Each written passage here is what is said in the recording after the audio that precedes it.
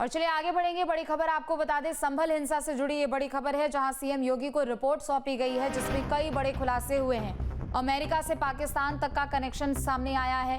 International terror का खौफनाक module भी सामने आया है। संभल से गजवाए हिंद का मंसूबा उजागर हुआ है। न्यायिक आयोग रिपोर्ट में आतंकी नेटवर्क का भी खुलासा हुआ है और दंगों के पीछे की खौफनाक साजिश भी उजागर हो चुकी है। सूत्रों के हवाले से इस वक्त की ये तमाम बड़ी खबरें और तमाम बड़े अपडेट्स आपको दे रहे हैं। अलकायदा जैसे खौफनाक आतंकी संगठनों का नेटवर्क का भी खुलासा यहां पर हुआ है। वैश्विक आतंकियों की टॉप 10 लिस्ट में संभल का कनेक्शन है। अमेरिका की टॉप 10 लिस्ट में संभल का मौलाना आसिम उमर है। बता दें कि अहमद रजा उर्फ शाहरुख मोहम्मद आसिफ भी संभल के आतंकी है। तो देखिए, कल ही 450 पन्ने की रिपोर्ट मुख्यमंत्री योगी आदित्यनाथ को सौंपी गई है और कई बड़े खुलासे हुए हैं इस रिपोर्ट में। सूत्रों के हवाले से तमाम बड़ी जानकारियां आपको बता रहे हैं। सीएम योगी को जो रिपोर्ट सौंपी गई है उसमें बड़े खुलासे हुए हैं। अमेरिका से लेकर पाकिस्तान तक का कनेक्शन सामने आया है।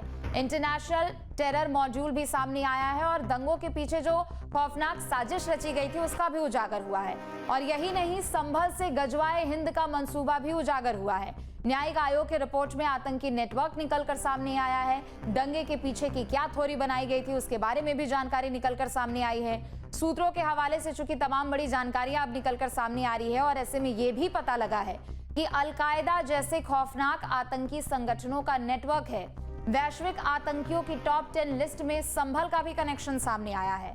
तो वहीं अमेरिका की टॉप 10 लिस्ट में संभल का मौलाना आसिम उमर है। अहमद उर्फ रजा शाहरुख भी है। वहीं मोहम्मद आसिफ का भी नाम शामिल है।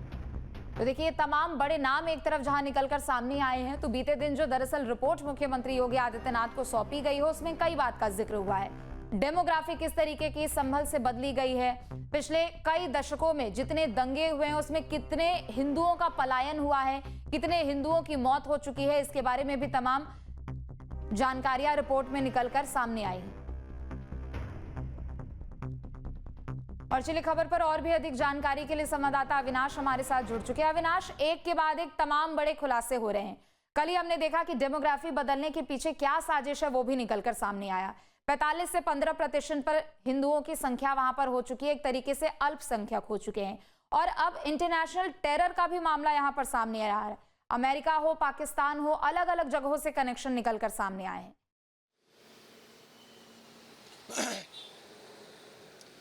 बिल्कुल, देखिए, ये तो इस रिपोर्ट की बात हो गई।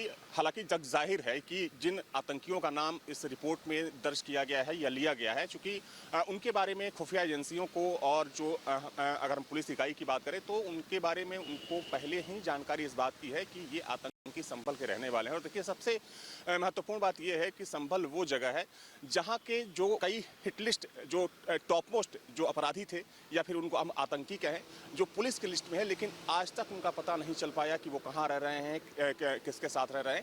तो निश्चित तौर पर देखिए, जैसे जैसे इस रिपोर्ट की कड़ियाँ खुलेंगी और कई चौंकाने वाले खुलासे होंगे। और सोचिए, अभी तो इस रिपोर्ट को सार्वजनिक नहीं किया गया है, ये एक गोपनीय रिपोर्ट है। अगर इस रिपोर्ट को सार्वजनिक कर दिया जाता है तो तूफान आ सकता है, क्योंकि देखिए, सियासी भूचाल तो आ ही गया है और इसको लेकर कहीं ना कहीं अब लोगों में एक आक्रोश भी देखने को मिल रहा है। आज ही लखनऊ में इस चीज को लेकर एक जबरदस्त प्रदर्शन यहाँ पर देखने को मिला।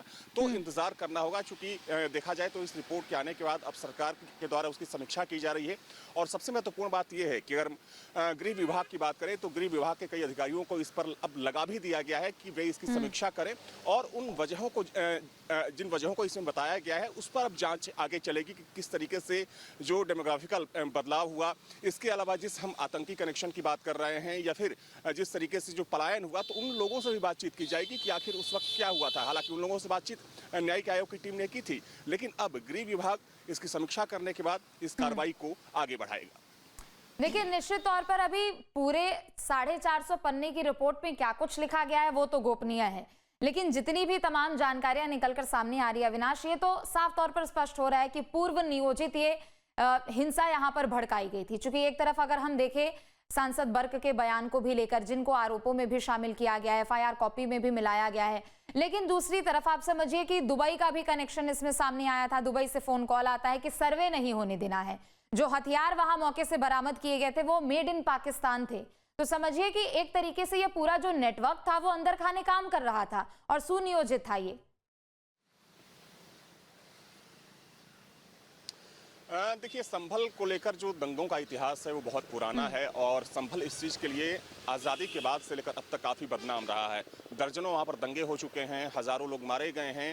हालांकि अभी तक ऑफिशियल इस रिपोर्ट में इस बात का जिक्र नहीं किया गया है, लेकिन जिस तरीके से वहाँ पर खून खराबा हुआ, वहाँ पर हिंसा हुई और कई आतंकियों का कनेक्शन संभल से नजर आया। और चूंकि खुफिया एजेंसियों ने इस बात को कबूला भी, जो यहाँ की जांच एजेंसियां थी, कि संभल से कई आतंकी से बाहर गए, ना सिर्फ अलकायदा बल्कि हम तहरीके तालिबान की बात करें या फिर जो भी बड़े खूंखार आतंकी संगठन हैं, तो उनसे कनेक्शन ये जगजाहिर है। लेकिन जिस तरीके से इस रिपोर्ट में जो तमाम चीजें हैं, हालांकि वो एक एक कर जब बाहर आ रही हैं तो कई सवाल भी खड़े हो रहे हैं कि आखिर इतना कुशलता रहा संभल में और सरकारें सोती रहीं। और चूंकि देखिए, पहली बार पिछले साल वहां प्रायोजित दंगा नहीं हुआ था, बल्कि इससे पहले भी जो दंगे हुए, उन दंगों को लेकर ये कहा गया कि उस वक्त पुलिस प्रशासन ने ढील कर दी, नहीं तो वो दंगा इतना बड़ा नहीं होता। और इस रिपोर्ट में भी इस बात का जिक्र है कि कहीं ना कहीं उन दंगों के लिए उस वक्त की जो प्रशासन उस वक्त का था या फिर पुलिस थी, वो भी जिम्मेदार है। तो इस चीज को अब दुरुस्त करने की जरूरत है। और देखिए, ये जो बदलाव हुआ है, अगर वहां पर हिंदू आबादी घटी है तो और भी कई ऐसे इलाके हैं जिन इलाकों को लेकर तमाम ऐसे संगठन हैं और जो एजेंसियां हैं काफी चिंतित हैं, चूंकि खुद प्रधानमंत्री मोदी बोल चुके हैं। तो देखिए, सरकार अब काफी सजग है, सरकार इस विषय को लेकर काफी गंभीर है और माना जा रहा है कि आने वाले समय में जल्द ही सरकार कोई बड़ा फैसला ले सकती है। बिल्कुल, चूंकि देखिए, दंगों का एक पूरा इतिहास रहा है अगर हम संभल के बारे में बात करें, लेकिन ये संयोग तो कहीं से भी नहीं है कि वहां पर जब जब दंगे भड़कते हैं, हिंदू परिवारों का पलायन वहां से बढ़ता जाता है। प्रयोग के तौर पर अगर यहाँ पर देखा जाए, चाहे आप 1978 उठाकर देख लीजिए, 80, 82, 86, आप तमाम ये साल उठाकर देख लीजिए, हिंदुओं की जनसंख्या वहां पर कम हो रही है और प्रयोग के तौर पर वहां पर हिंसा भड़की है।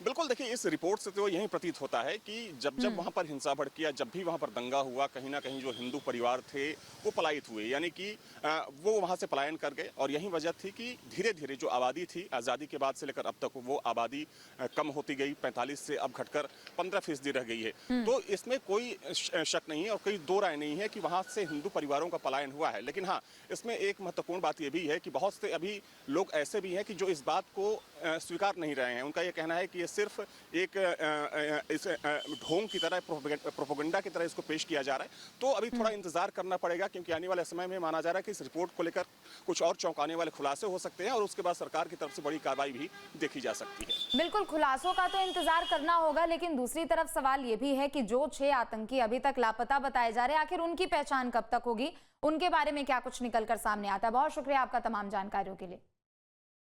जहाँ भक्ति है हर शब्द में, कथाओं में छिपे हैं दिव्य रहस्य और ज्योतिष देता है जीवन को दिशा। धर्म से जुड़ी हर बातों को जानने के लिए हमारे चैनल स्तुति को सब्सक्राइब करें। चैनल पर जाने के लिए इस लिंक पर क्लिक करें।